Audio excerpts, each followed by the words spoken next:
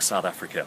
And here, as with many places around the world, the constant cry is, give us a job, give us a job. We teach our children that the only goal is to go out there and get a job. That's what you must do with your life.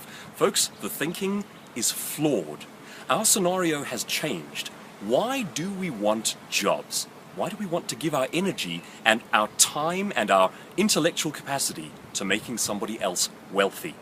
Well, the old answer is we perceived it as safe. Folks, the scenario having changed, it is no longer safe.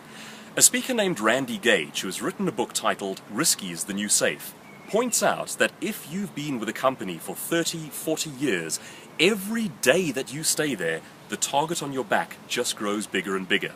And he's right. Here in South Africa, one of my friends who is a director at a bank often says, I work on 25 days' notice. That's how secure a job is. And he's right. In fact, actually, he works for a bank that recently laid off over 2,000 people. And that just goes to show his point. The fact of the matter is, you cannot become wealthy working for somebody else. It just doesn't work that way. Rich people are their own bosses. That's how it works. Now, I recommend for young people going out and getting a job in the first place to learn a little bit about the trade. But once you've learnt your way, become your own boss and do it with urgency. Some interesting stats about that one. In the United States, 80% of millionaires are first generation, which means that they did not inherit their money from past generations, they've made it themselves.